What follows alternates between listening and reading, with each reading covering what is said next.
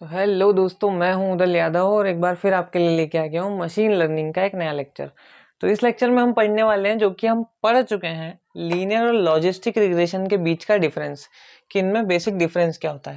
तो पहली चीज तो कि सुपरवाइज्ड रिग्रेशन मॉडल क्या मतलब हुआ कि ये जो लीनियर रिग्रेशन होता है वो एक्चुअल में रिग्रेशन मॉडल होता है, और जो लॉजिस्टिक रिग्रेशन होता है वो क्लासिफिकेशन मॉडल होता है। क्यों? क्योंकि ये जो लीनियर रिग्रेशन होता है वो हमें कैसी वैल्यू प्रोवाइड करता है? कंटीन्यूअस वैल्यू प्रोवाइड करता है, कंटीन्यूअस इंडिपेंडेंट और डिपेंडेंट वेरिएबल लेके, और कंटीन्यूअस हमारा जो डिपेंडेंट वेरिएबल रहता है वो भी प्रोवाइड करता है। मतलब कि हमको जो वैल्यू प्रेडिक्ट करनी है वो भी कैसी रहती है? कंटीन्यूअस रहती है।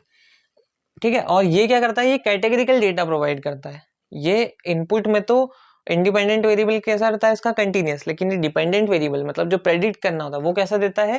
कैटेगरिकल फॉर्मेट में। ये किस तरीके से देता है? वैल्यू इंटीजर नंबर्स में देता है। लेकिन ये किस तरीके से देगा?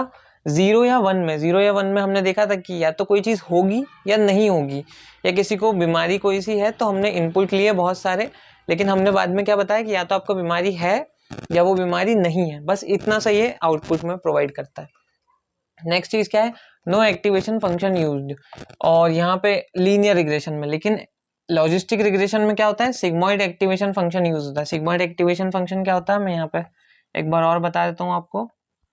सिग्मॉइड एक्टिवेशन फंक्शन होता है 1/1 + e⁻⁻x।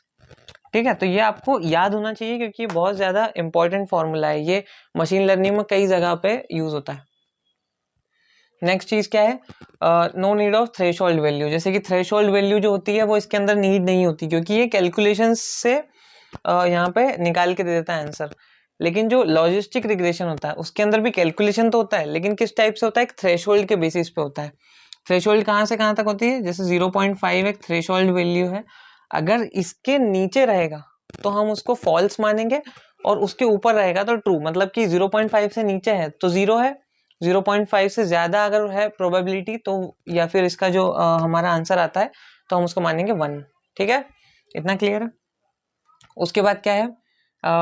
Dependent and independent both the variable are continuous. ये मैंने जो आपको बात बताई, इसके अंदर डिपेंडेंट और इंडिपेंडेंट दोनों ही वेरिएबल कंटिन्यूस होते हैं। मतलब कि जो इनपुट डेटा हम ले रहे हैं और जो डेटा हम प्रेडिक्ट कर रहे हैं, जो चीज हमको प्रेडिक्ट करनी है वो कैसी रहेगी? कंटिन्यूस वैल्यू रहेगी।